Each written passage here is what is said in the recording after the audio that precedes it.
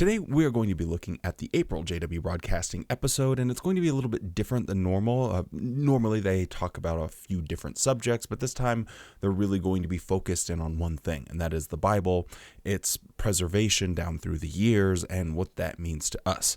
Now, a very basic Jehovah's Witness understanding is going to be necessary before we really dive into this discussion here, and it's just that the Jehovah's Witnesses go hog wild anytime they hear Jehovah in a Bible because they think that that means they have the true religion.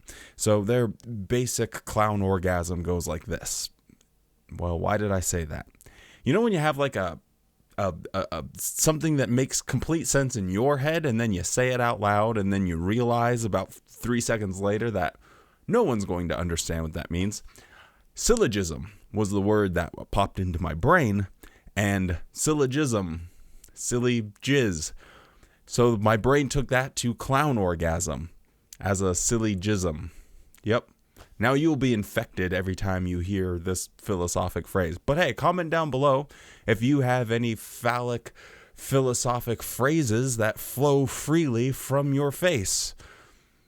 Why do I do the things that I do? I would say I need help, but I don't. I don't need help. I'm perfect just the way I am. Anyway, their basic syllogism kind of goes as follows. God wanted his name to be used and preserved. And so down through the years, he had people making sure that that tetragrammaton, that Yahweh, was in the Bible. And eventually, people would be called by his witnesses.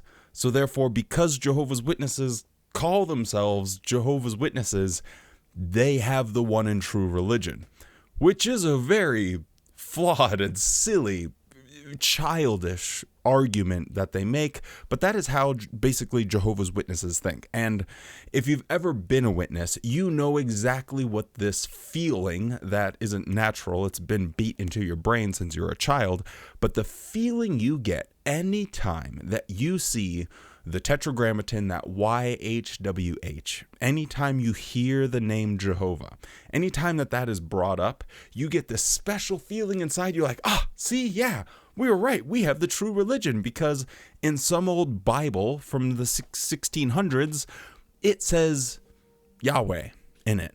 Therefore, the governing body of Jehovah's Witnesses have the one and only true religion. It really doesn't make a lot of sense, but there's a very special, especially in like media, you know, you hear it in like a movie with Indiana Jones or something, like, oh, look, they said Jehovah.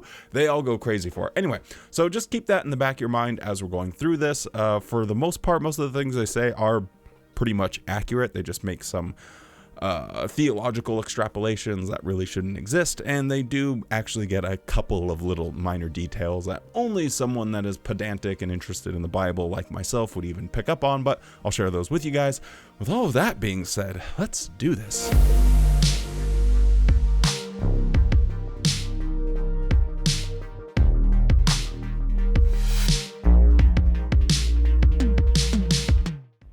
The Bible was written so long ago on perishable materials, and yet we have it today. We have it on our phones and tablets, and we have printed copies. Consider what a miracle it is that Jehovah had the Bible written down, hand-copied for centuries, and yet it was accurately preserved until our day. How was the Bible written? In a miraculous way. It had to be hand-copied. Through the centuries, scribes made copies of the text. For example, the Masoretes, a group of meticulous Jewish scholars and copyists, literally counted the number of words and even the number of letters. Why? To make sure that they copied the text accurately. They wanted no errors to be introduced. Thankfully, many ancient Bible manuscripts have survived until today. Perhaps some 6,000 manuscripts of the Hebrew Scriptures and some 5,000 of the Christian Greek Scriptures. So one of the more frustrating things to hear Jehovah's Witnesses talk about is this whole collection of manuscripts, either whole or partial. He's a little generous with some of the numbers he's giving, but that's neither here nor there. Is they look at this and say, wow, look, this has basically been preserved. These basically all mostly say the same thing. And when Jehovah's Witnesses do this, they're trying to give you the idea that there has been a long, meticulous history where the Bible is preserved essentially word for word. Maybe some human error has gone into place with any changes. But that's not the actual historical case here.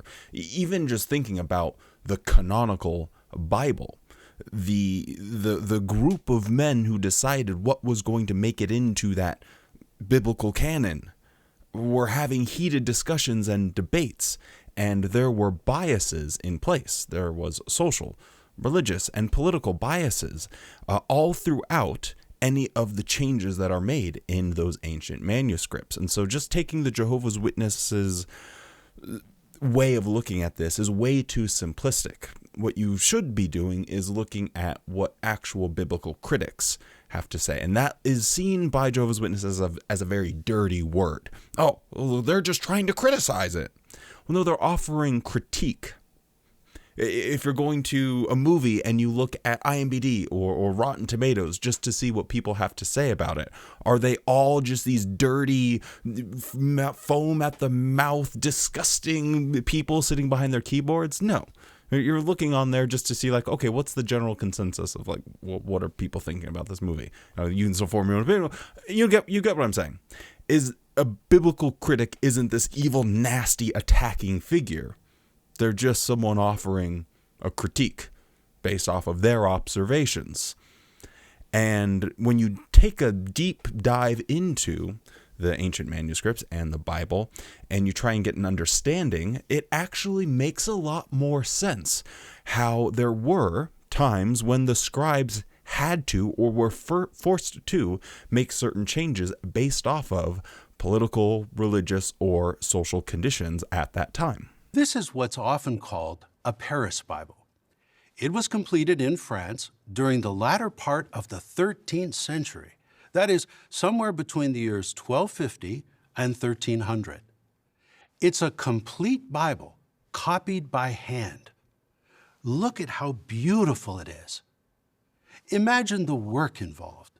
A scribe sitting at a table day after day, carefully copying so that someone could have a Bible like this. Of course, few people would ever have been able to own a precious hand-copied Bible like this one. But Jehovah had something better in mind. So in the 15th century, a man named Johannes Gutenberg came up with an amazing idea. In about the year 1455, Gutenberg produced the first printed Bible. He printed only about 180 copies. That doesn't sound like a lot today, does it? But remember, up until that time, every Bible had been hand-copied. So this was something truly amazing. Here's an original page from one of those 180 Bibles printed by Gutenberg. It's beautiful, isn't it?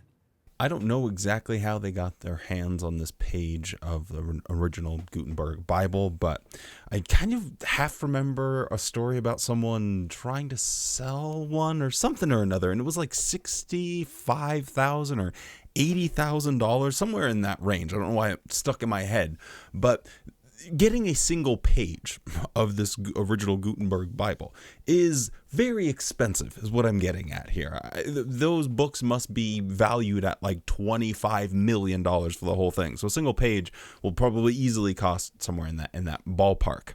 Now, my only thing I'm thinking here is, why are they spending that kind of money on something that doesn't really matter?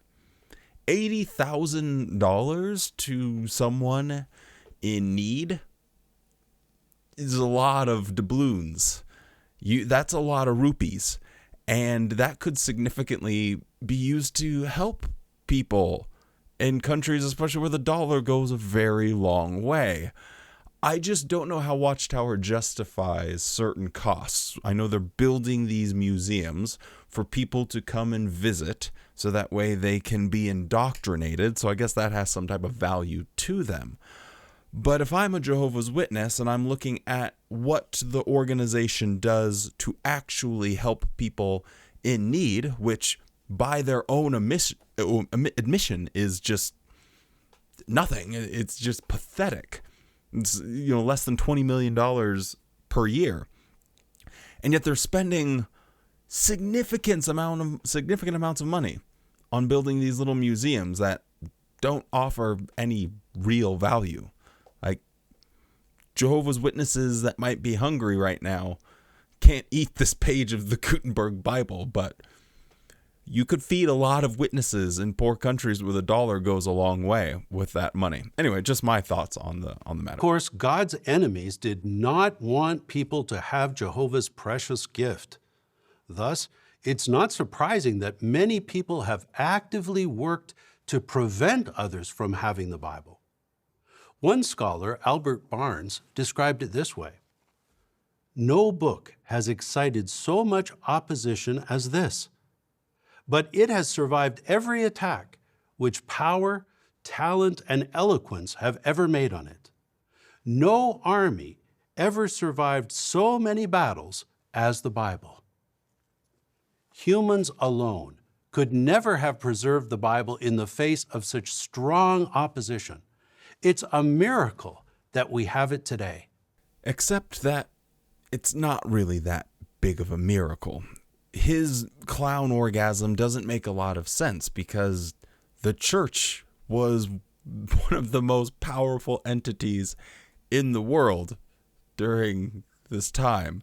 And so when he's talking about, oh, these efforts are being made, well, he's not talking about it. He's quoting Albert Barnes, who was an American Presbyterian theologian, wrote a dozen volumes of his biblical commentary. So reading that quote, yes, sure he said it, but it is quite I'm sure he said it, but it's quite biased from the perspective that he would have been looking at it, because he's a very staunch Christian. But anyway, the idea that the Bible was in any danger of being completely destroyed is just silly.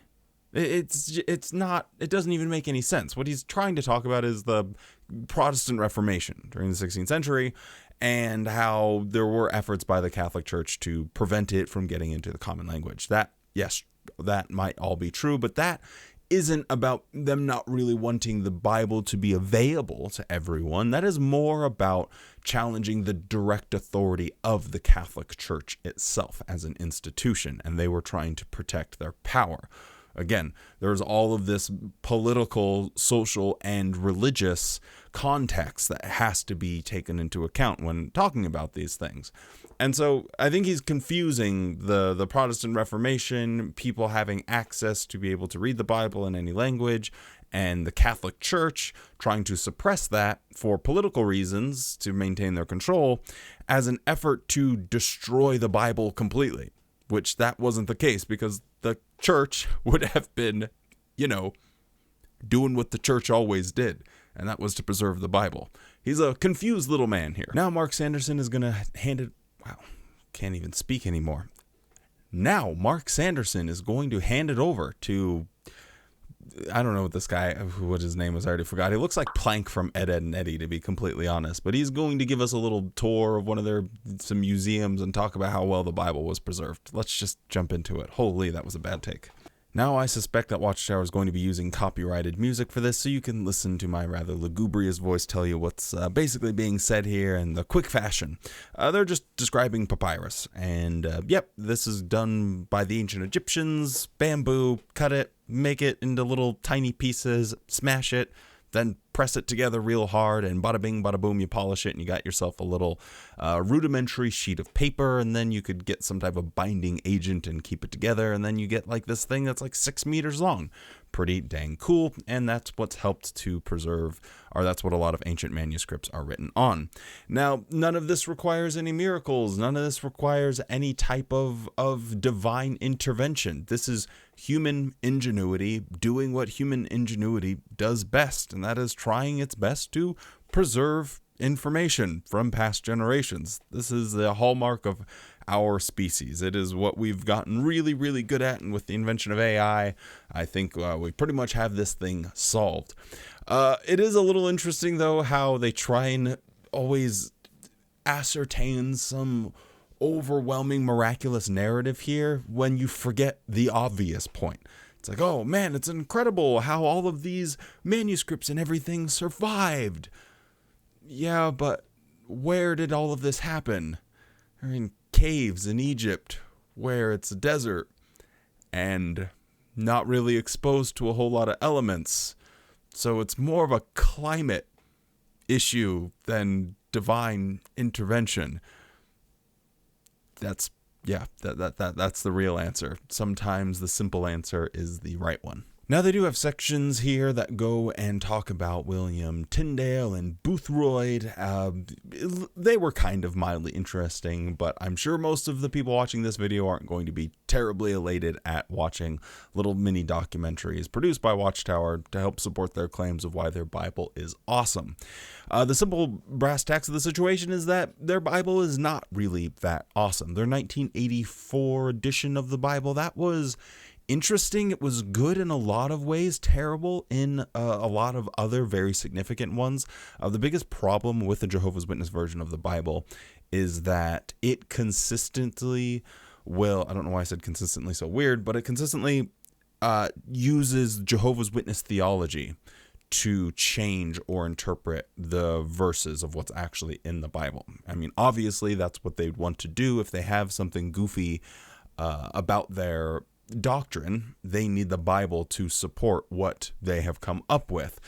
Glaring examples of these are like when Pharaoh, God made Pharaoh's heart hard. Man, I can't speak English today. Maybe I'm not the one to be offering corrections or any sort of insights about what Bible is best, but when in the verses in Exodus where in the original text, or the most accurate that we have available, says, no, God was the one that stiffened Pharaoh's heart.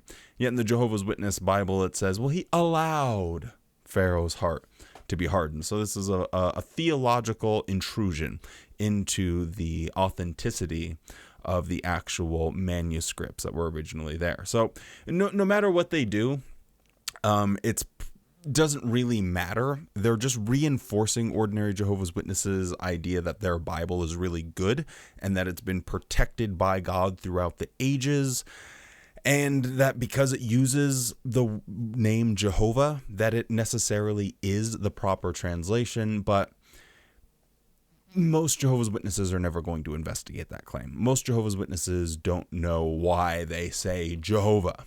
You know, why are we using Jehovah instead of Yahweh? Is that more accurate? And so on and so forth.